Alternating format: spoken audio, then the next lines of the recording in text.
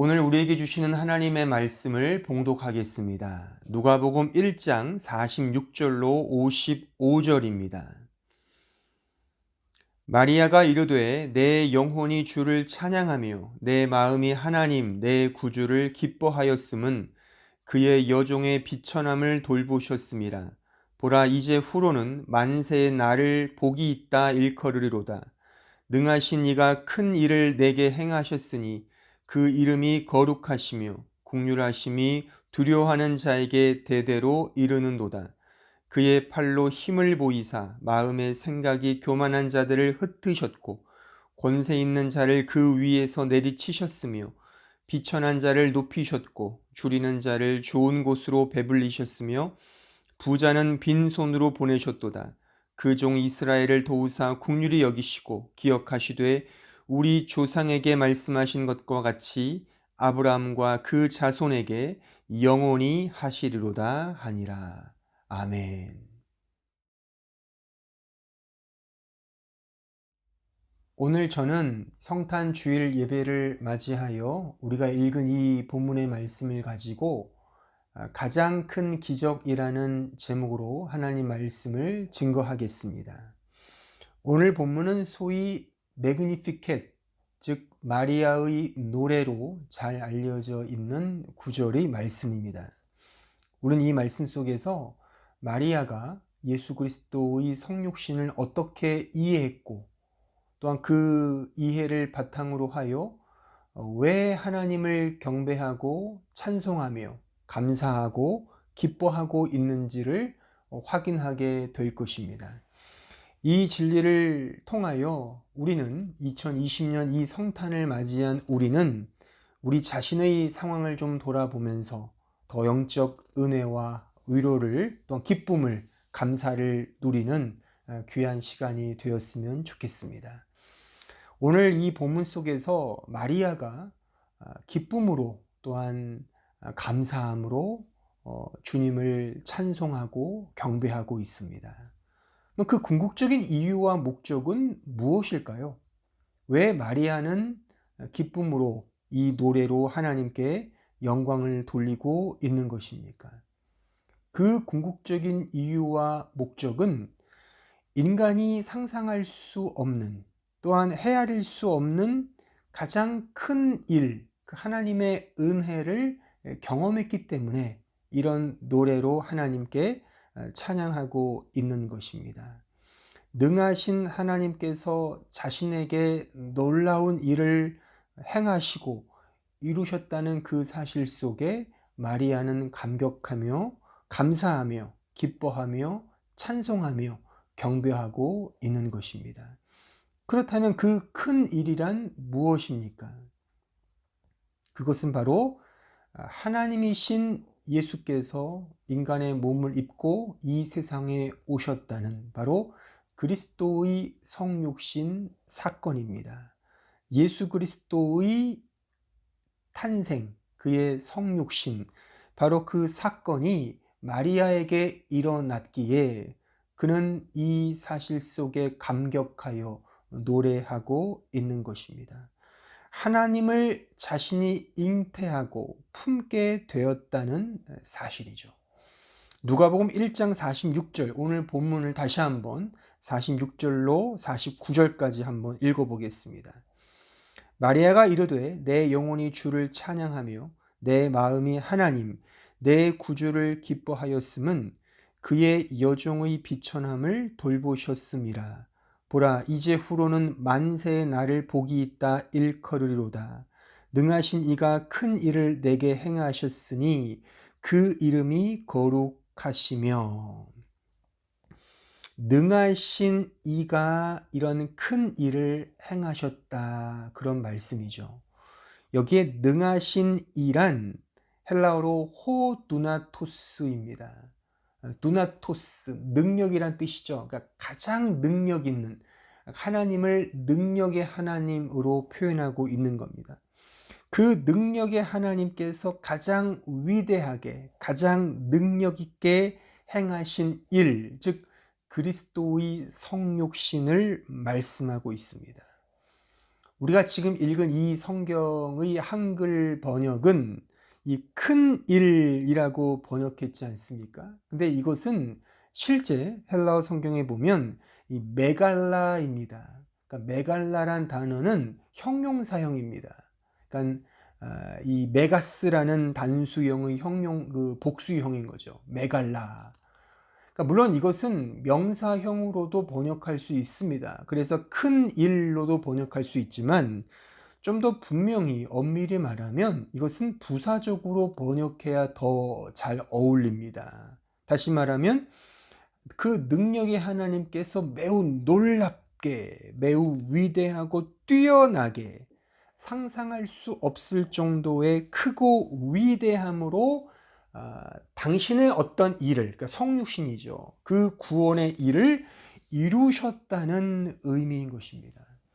그러니까 그리스도의 성육신이 이 정도로 매우 위대하고 영광되고 놀랍고 상상할 수 없을 정도의 대단한 그런 일임을 보여주고 있는 말씀입니다. 이 세상에는 우리가 이해할 수 없을 만큼의 무수히 많은 그런 불가사의가 있습니다. 그것을 우리는 기적이라고 부르죠. 가령 이집트의 피라미드라든가 바벨론 제국의 공중정원, 올림피아에 있는 제우스 신상, 아르테미스 신전 같은 것은 고대 세계의 7대 불가사의에 속합니다. 중세 시대에도 우리가 우리의 상상 그 이상의 그런 건축물들이 있죠. 알렉산드리아에 있는 그 지하 묘지 카타콤이라든가 로마의 콜로세움, 피사의 사탑, 중국의 만리장성과 같은 것은 정말 기적과 같은 건축물이라고 꼽을 수가 있습니다. 심지어는 특히 이 피라미드 같은 것은 도저히 인간이 이것을 어떻게 만들 수 있을까? 그래서 심지어 외계인이 와서 이것을 놓고 갔을 것이다 라고 그렇게 말하는 그런 풍문도 있을 정도이니 거의 기적에 가까운 건축물이라고 말할 수가 있습니다. 하지만 이 세상의 그 어떠한 것도 호두나토스이신 하나님께서, 그의 능력의 하나님께서 메갈로 가장 위대하게, 가장 놀랍게, 가장 크게, 가장 영광되게 행하신 일은 바로 그리스도의 성육신이며 그것과는 그 어떤 것을 비교할 수 없는 것입니다. 세상에 속한 가장 놀라운 불가사의한 일이라 할지라도 그것이 그리스도의 성육신과는 비교할 수 없다는 것입니다. 세상에 속한 놀라운 일들이 마치 반딧불과 같다면 그리스도의 성육신은 결코 쳐다볼 수 없는 하늘의 태양과도 같은 것이죠. 반딧불도 은혜고 밤하늘을 수놓는 별들도 은혜이지만 그 모든 것을 품는 태양은 그 은혜들 중에 은혜라고 말할 수가 있는 것입니다. 성경은 이 세상의 모든 것은 결국 예수 그리스도를 드러내기 위한 하나의 수단으로 말씀하고 있습니다. 모든 것이 그리스도로 통하고 그분을 온전히 드러내는 일로 역사된다는 것입니다. 그분의 그분 되심으로 종결된다고 성경은 가르치고 있습니다. 바로 그런 그분이 이 세상에 오신 것입니다. 에베소서 1장 21절로 23절을 보십시오. 모든 통치와 권세와 능력과 주권과 이 세상뿐 아니라 오는 세상에 일컫는 모든 이름 위에 뛰어나게 하시고 또 만물을 그의 발 아래에 복종하게 하시고 그를 만물 위에 교회의 머리로 삼으셨느니라. 교회는 그의 몸이니 만물 안에서 만물을 충만하게 하시는 이의 충만함이니라. 그러니까 만물 안에서 만물을 충만하게 하시는 그 충만의 근원이 무엇이냐? 바로 예수 그리스도라고 하는 말씀인 것이죠. 골로새서 1장 16절로 18절을 보십시오.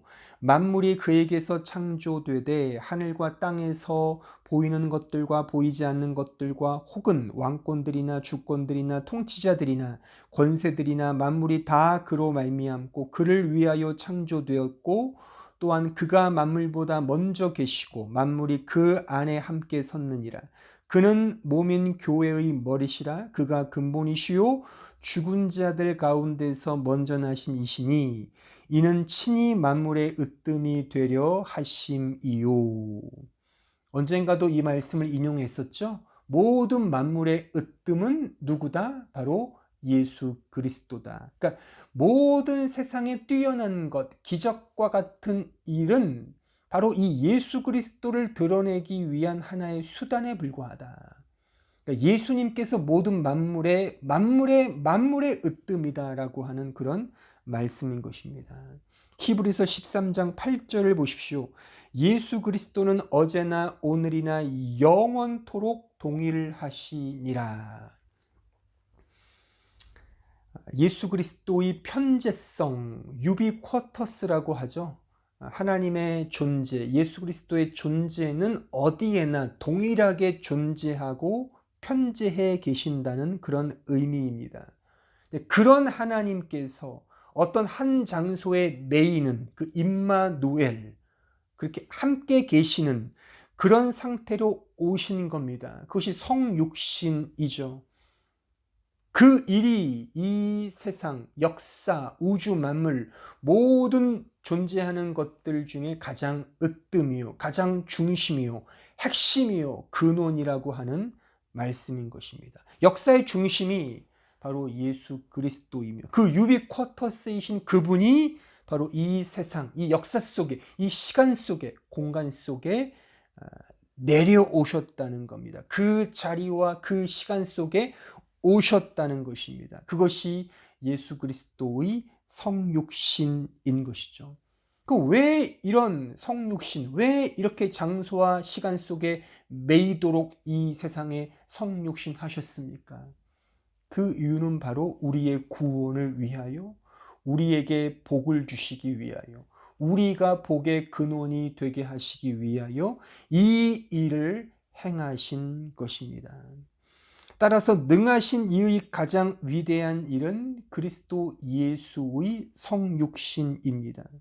능하신 이의 가장 상상할 수 없는 일은 그리스도 예수께서 이 세상에 육신의 몸으로 오사 죄 없으신 자가 죄인이 되시어 십자가에 달리신 그 일입니다.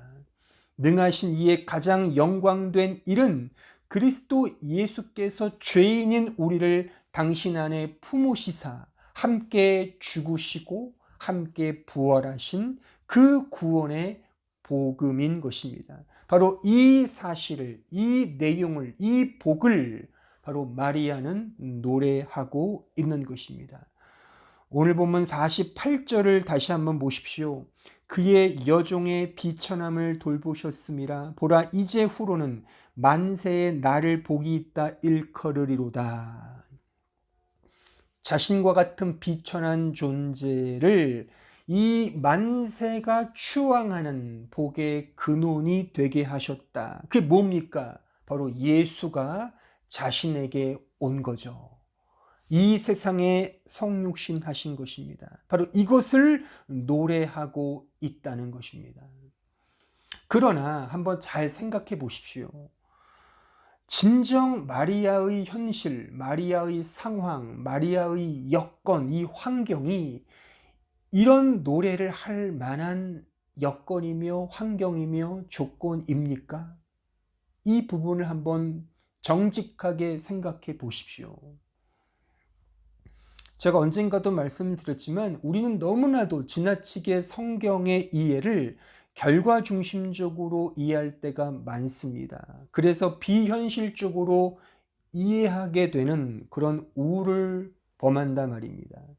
그러니까 이미 다 알고 있기 때문에, 이미 어떤 결과를 알고 있기 때문에 그 인물, 성경의 인물이나 그 이야기를 정말 실제적으로 받아들이기보다는 매우 비현실적 낭만으로 이해한단 말입니다.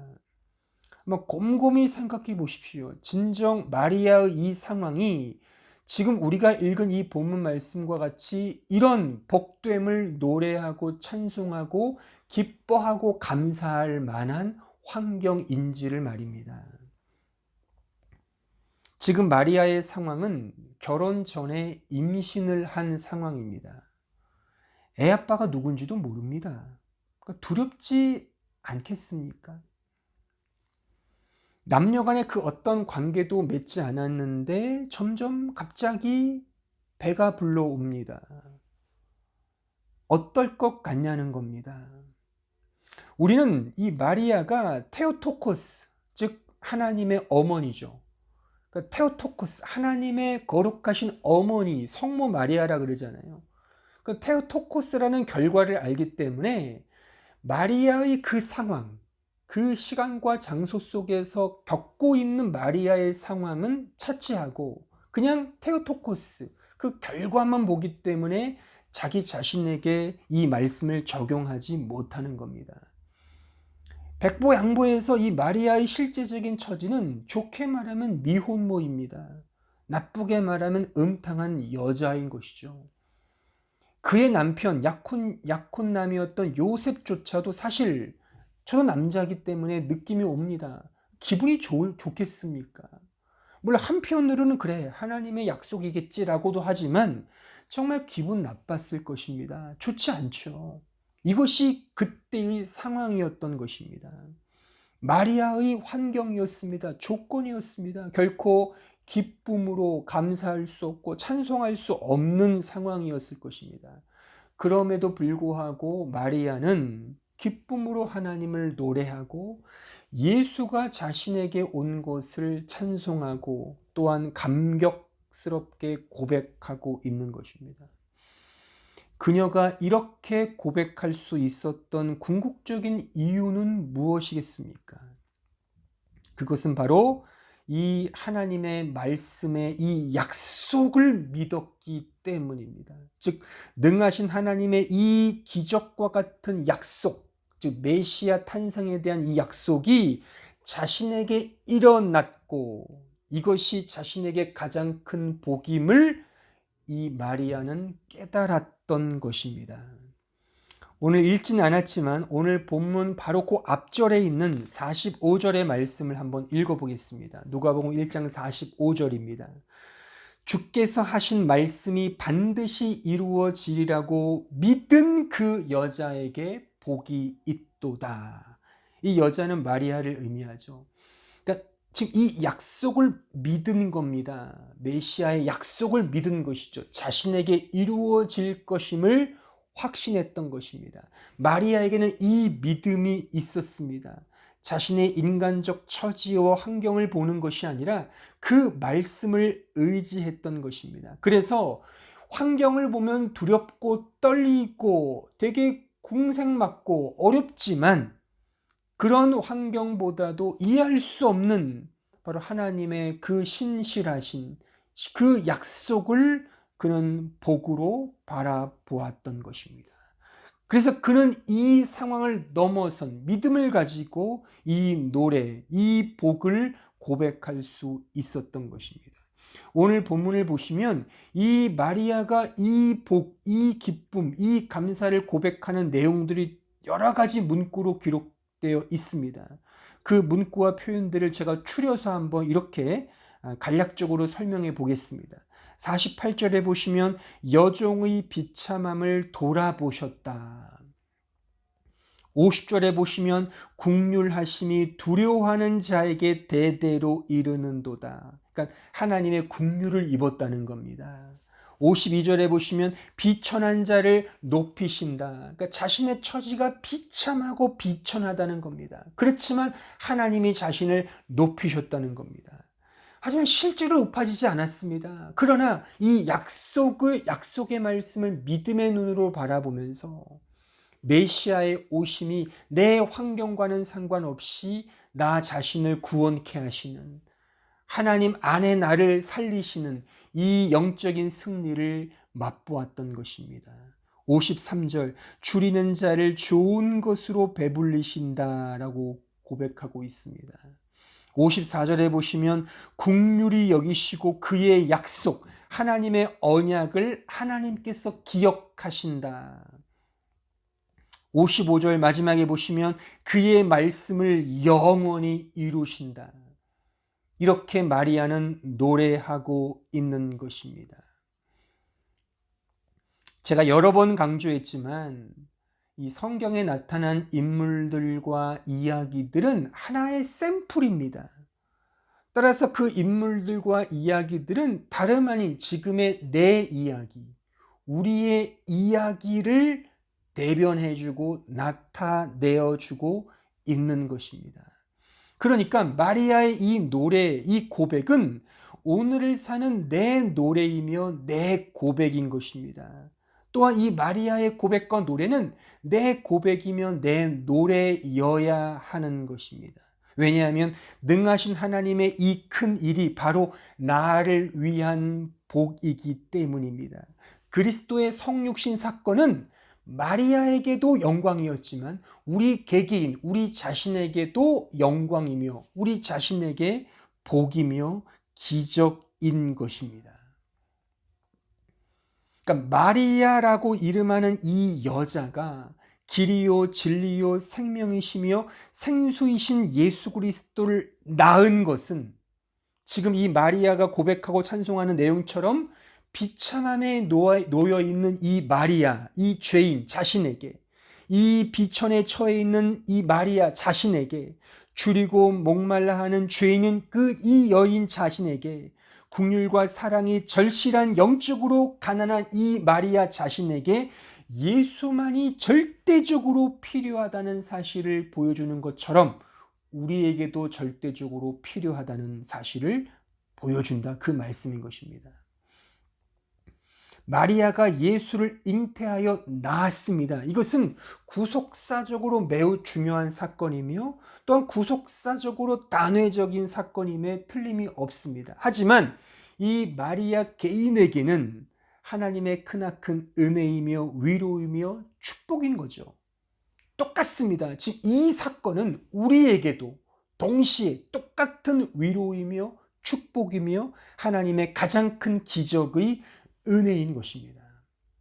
그러니까 우리 자신이 또다시 예수님을 잉태하고 낳는 이런 구속사적인 의미는 재생되거나 반복되진 않지만 이 마리아가 예수를 낳았지만 이 여인은 어떻게 이해했냐면 이것이 내가 예수를 낳아서 인류를 구원시키는 이런 구속사적으로도 이해했지만 내 개인의 내 지금의 상황, 나의 비천한 처지, 나의 이런 안타까운 상황을 아시고 주님이 나에게 은혜로 주신 나를 위해 성육신하신 나의 죄를 위해 예수께서 오신 그 은혜의 사건으로 이해했단 말입니다. 이것은 동시에 우리 개인에게 지금 우리에게도 동일한 우리 모든 신자에게 동일한 은혜이며 축복인 것입니다.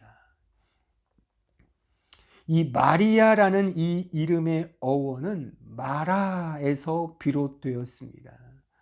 이 마라라는 단어에서 이 파생된 단어가 바로 이 마리아라는 단어라는 거죠. 그럼 마라 하면 무엇이 떠오르십니까? 마라. 주일학교 교육을 잘 받으신 분들은 아마 떠오르실 텐데 이 마라 하면 마라의 쓴물이 떠오르셔야 됩니다. 출애굽기 15장으로 가보시겠습니다. 15장 22절로 27절입니다. 모세가 홍해에서 이스라엘을 인도하며 그들이 나와서 수르 광야로 들어가서 거기서 사흘 길을 걸었으나 물을 얻지 못하고 마라에 이르렀더니 그곳 물이 써서 마시지 못하겠으므로 그 이름을 마라라 하였더라. 백성이 모세에게 원망하여 이르되 우리가 무엇을 마실까 하매 모세가 여호와께 부르짖었더니 여호와께서 그에게 한 나무를 가리키시니 그가 물에 던지니 물이 달게 되었더라. 거기서 여호와께서 그들을 위하여 법도와 율례를 정하시고 그들을 시험하실세 이르시되 너희가 너희 하나님 나 여호와의 말을 들어 순종하고 내가 보기에 의를 행하며 내 계명에 귀를 기울이며 내 모든 규례를 지키면 내가 애굽 사람에게 내린 모든 질병 중 하나도 너희에게 내리지 아니하리니 나는 너희를 치료하는 여호와임이라. 그들이 엘림에 이르니 거기에 물샘 열둘과 종려나무 70그루가 있는지라. 거기서 그들이 그 물 곁에 장막을 치니라. 홍해를 건넌 후 이스라엘 백성들은 사흘 동안 물을 얻지 못했습니다. 심한 갈증과 고통을 겪고 있는 그때 그들은 이제 마라라는 지역에 당도하게 되었습니다. 그곳에 물을 마십니다. 그런데 결코 마실 수 없는 쓴물이었습니다.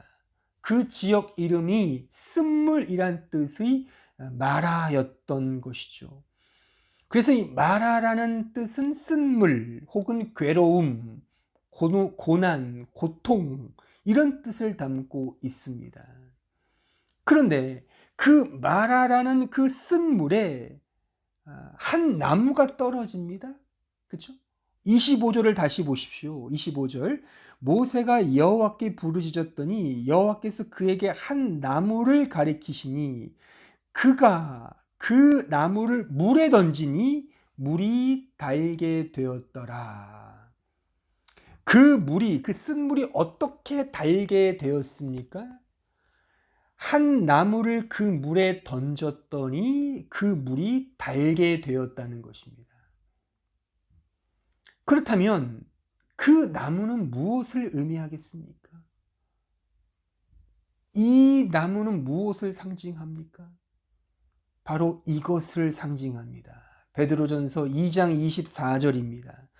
친히 나무에 달려 그 몸으로 우리 죄를 담당하셨으니 이는 우리로 죄에 대하여 죽고 의에 대하여 살게 하려 하심이라.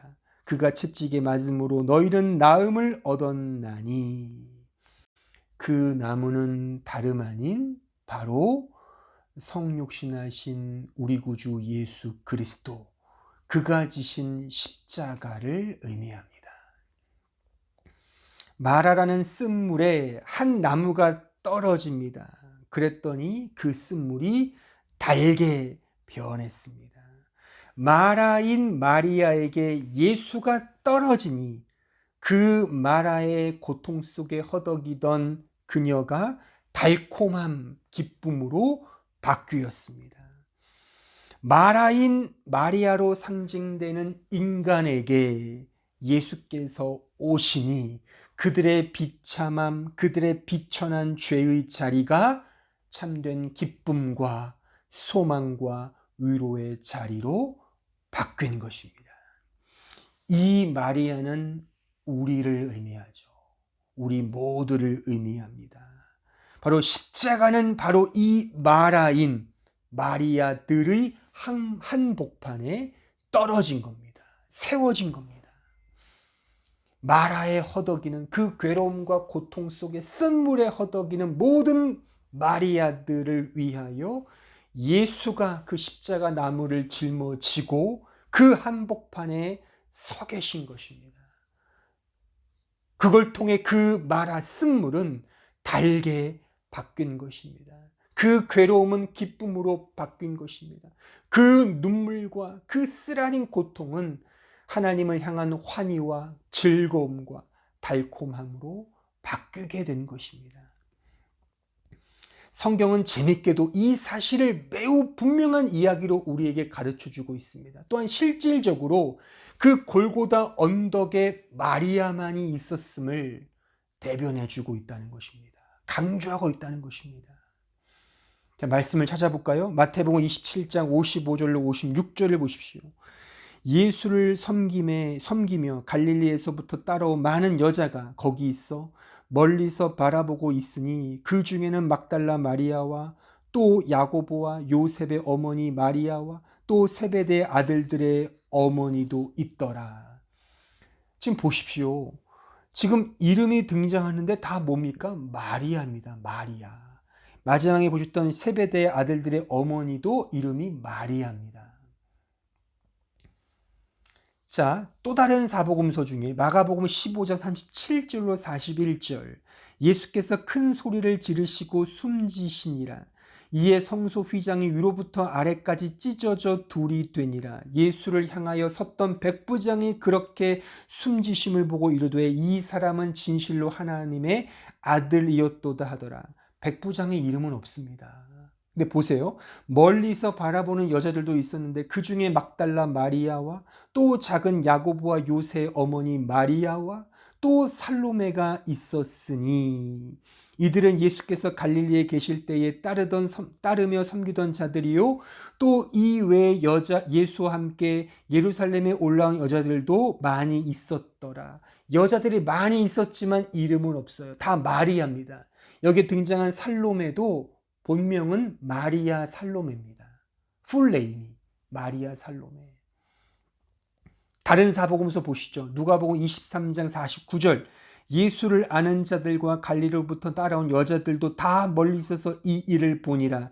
여자들 따릅니다. 이름이 뭔지 아십니까? 자, 24장 10절. 이 여자들도 막달라 마리아와 요한나와 야고보의 모친 마리아라. 또 그들과 함께 한 다른 여자들도 이것을 사도들에게 알리니라. 그러니까 마리아라는 이름밖에 없어요.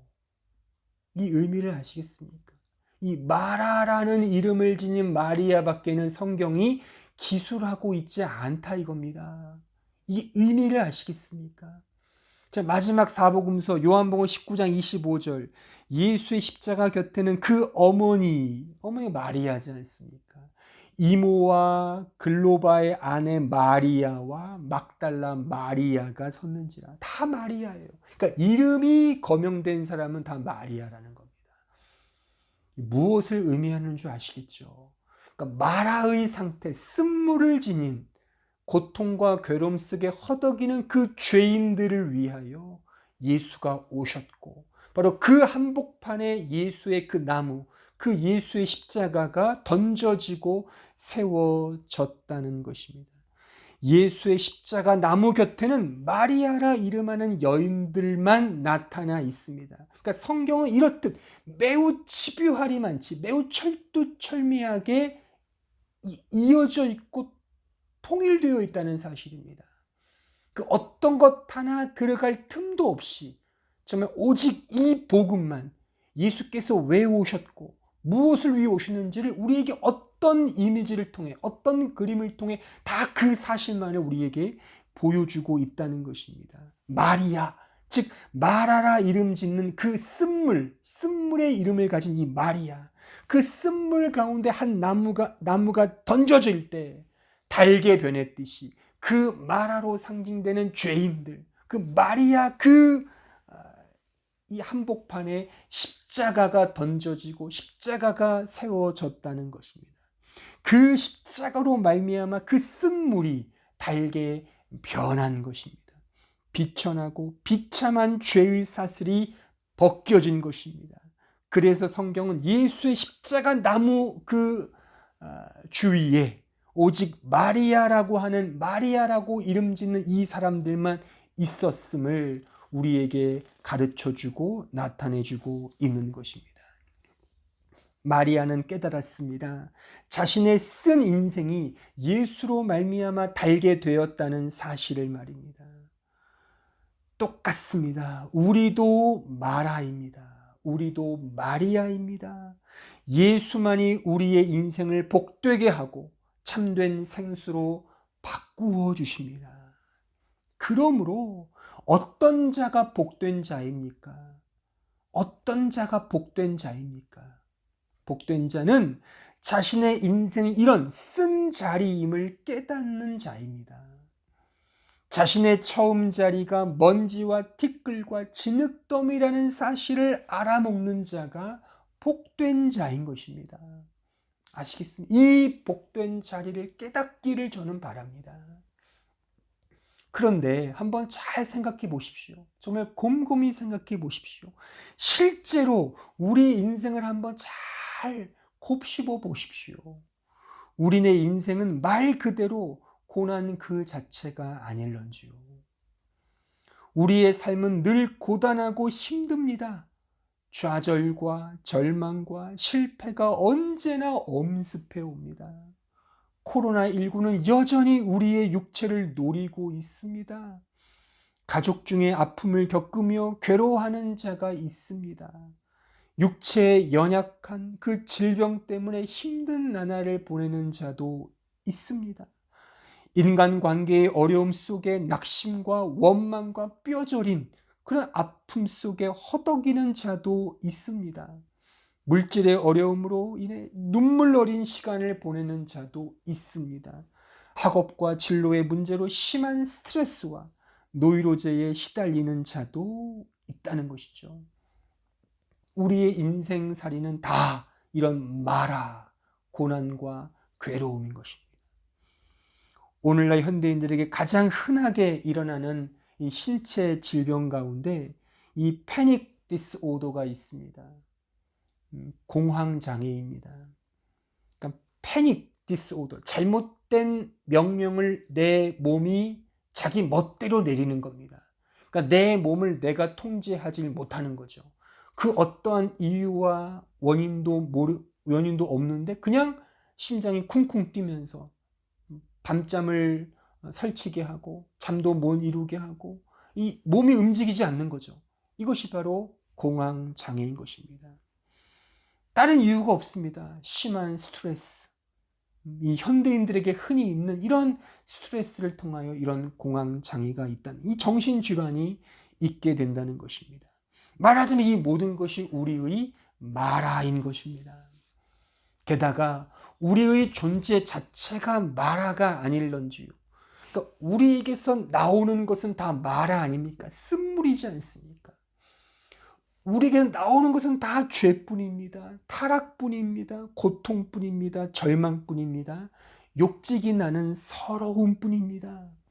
이것이 우리의 실존이죠. 그런데 보십시오. 그런 우리 마라에게 한 나무가 떨어집니다. 한 나무가 세워졌습니다. 바로 십자가인 것입니다. 그 십자가를 지시기 위해 우리 예수께서 이 세상에 성육신하여 오신 것입니다.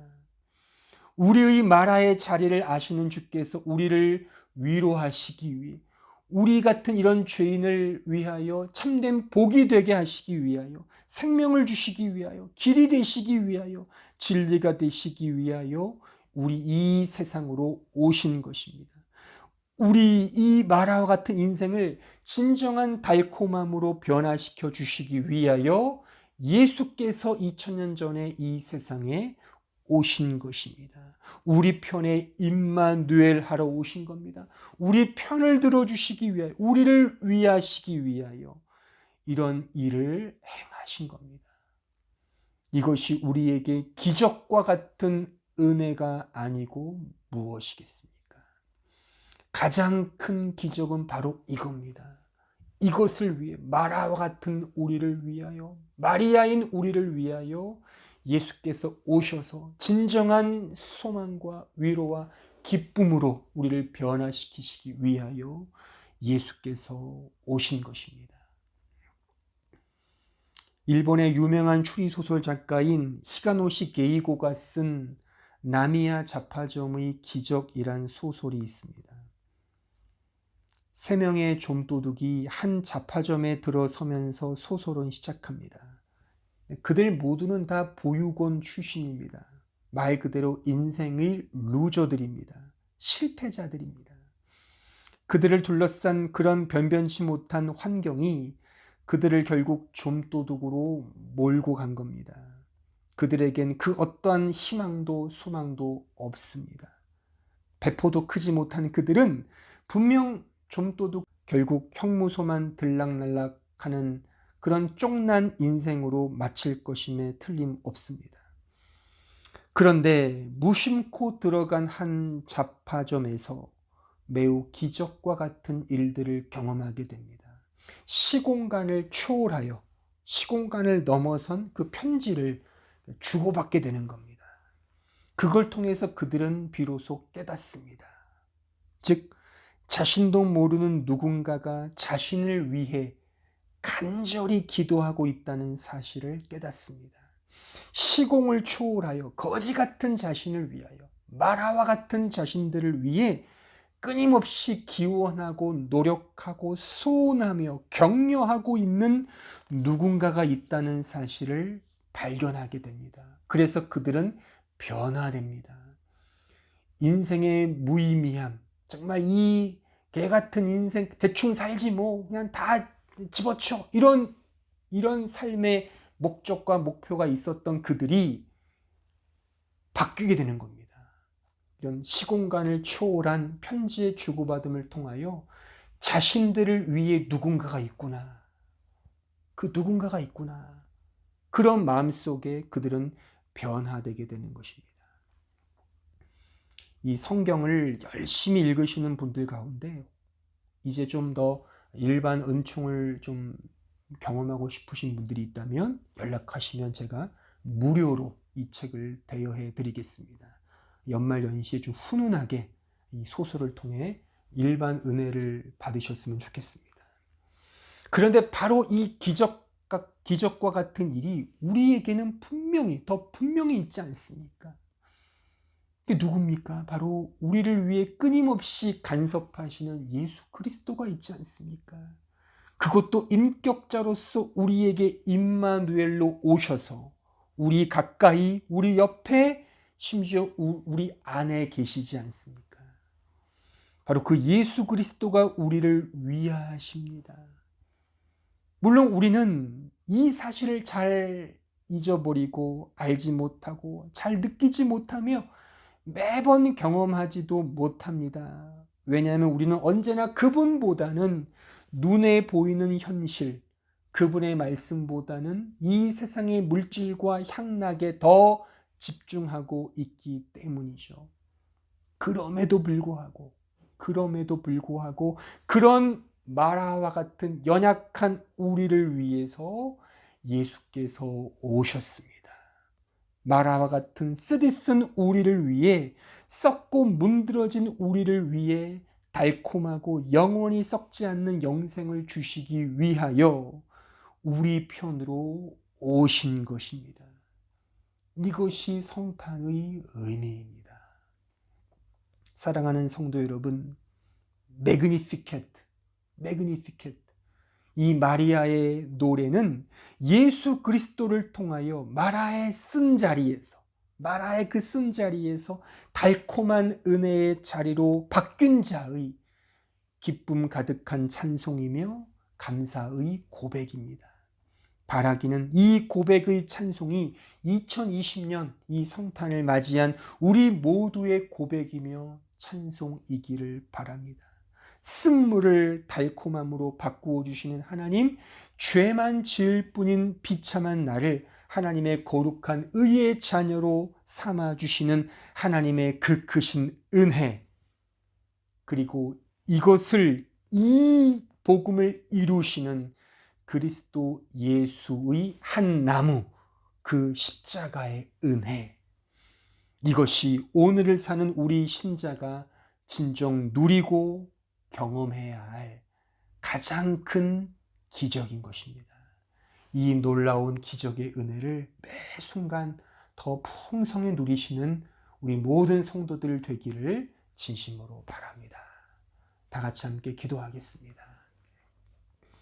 오늘 말씀을 생각하시면서 이 기적과 같은 가장 큰 예수 그리스도의 성육신을 현재적으로 더 깊이 경험하여 이 세상의 환경이 어떠하든 우리의 삶이 어떠하든 그것과는 상관없이 예수 안에 기뻐하고 예수 안에 감사하는 참된 신자로 나아가게 해달라고 다 같이 함께 합심하여 통성으로 기도하겠습니다. 은혜로우신 주님 감사합니다. 저희들을 불쌍히 여겨주시고 우리에게 은혜를 베풀어 주시옵소서. 이 기쁨과 이 놀라운 즐거움을 만끽하는 우리 모두가 되게 하여 주옵소서. 저희들을 말씀을 주시고 이 은혜 안에서